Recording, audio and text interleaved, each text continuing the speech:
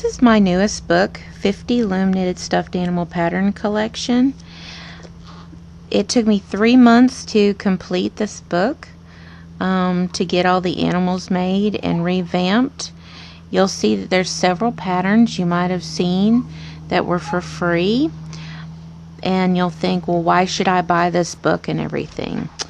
What I'm going to explain is that I've gone in and I've taken all my stuffed animals that aren't copyright infringed and put them in this book. But I've also got several new patterns that are coming into the book. For instance, the raccoon is brand new, the turkey is new, the deer is new, the chicken is new, the seahorse, the penguin, the seal is new, the squirrel is new, the goldfish, the goose, the lizard is new, the frog is new, the shark is new, octopus, hedgehog, snail, and the snake and the hippo. Those are all new patterns. Well, the benefit of getting this book is when you consider that I normally charge about $2 for a new pattern, the price of the book is really not that much. You're just paying for the new patterns if you want to look at it that way. But the benefit of this book is that you get all these patterns in one location. And you can get it in this printed format, or you can get it in PDF. PDF is cheaper. It's $30. The printed format is $45. It's more expensive because of how big the book is, and it costs a lot more to print.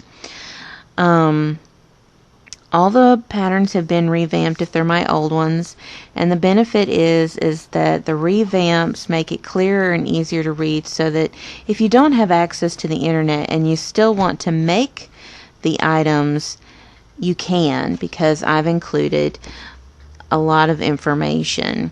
I've included what looms. All these are written for a 24 peg loom. That's all you need, 24 peg. I give the options here. This is the Nifty Knitter size one. This is the half gauge that Cindy Wood carries in the 3/8 inch gauge. I use the 3/8 inch gauge for the entire book. Made it quick and for smaller animals. I explain what yarns you can use with what particular looms. In a chapter, I explain what eyes you can use, what kind of fillings, what the stitch work changes, what different yarns do after being washed so many times. And then each terminology has photo tutorials to it, so that you have a really clear idea of what is in there. Now, that includes techniques as well, so I include different techniques on how to do things. The benefit is I also show how to enlarge a pattern if you want it larger, and I show how you go about designing your own if you want. And then I go into a collection. I put in my original collection and everything.